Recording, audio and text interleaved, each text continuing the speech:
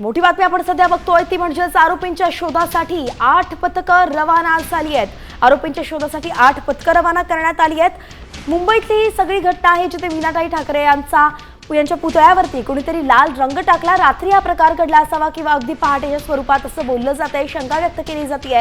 मात्र आरोपी कोण आहेत हे शोधण्यासाठी आता 8 पथकं रवाना झालेली आहेत। पुतळ्यावरती लाल रंग फेकला जातोय। परिसरात जे काही सीसीटीव्ही लावले आहेत त्याच्या माध्यमातून रंग कुणी फेकला याचा शोध घेतला जाणार आहे।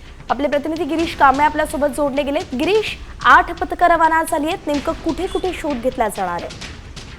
या ठिकाणी मीनाताई ठाकरे पुतळा प्रकरणी आता पोलिसांकडून गुन्हा दाखल करण्याची प्रक्रिया सुरू झाली असून आता 8 पथकं तैनात करण्यात आली आहेत, ज्यामध्ये प्राथमिकरित्या जे आजूबाजूचे सीसीटीव्ही फुटेजेस आहेत ते तपासले जाणार आहेत।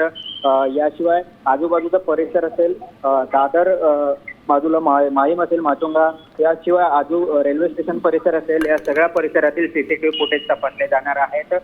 खरं तर मीनाताई ठाकरे पुतळ्याच्या शेजारी सीसीटीव्ही फुटेज आहेत, त्यामुळे थोडीशी कठीण हे पोलिसांना जाणार नाही। इथल्या सीसीटीव्ही फुटेजमध्ये सहजरित्या समजून जाईल। मात्र त्यानंतर देखील अतिरिक्त जे काही तपास आहे त्या संपूर्ण तपास करण्यासाठी आता ही 8 पथकं तैनात करण्यात आले, त्यामुळे वेगाने आता ही तपास आहे तो सुरू झालेला आहे।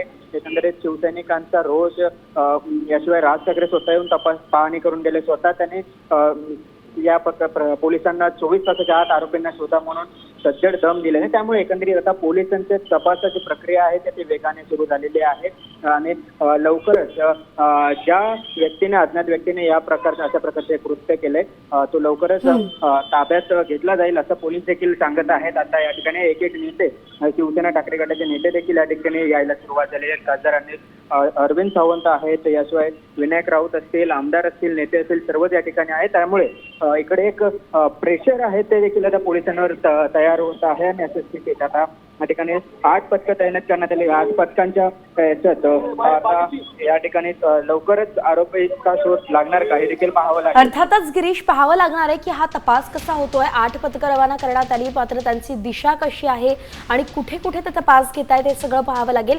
अगदी सकाळी जर हा प्रकार घडला असेल आणि मग आरोपी आता कुठपर्यंत पोहोचला असेल, कुणी हे केलंय, त्यामागचा हेतू काय होता, सगळं शोधणं पोलिसांसमोर आव्हान असेल।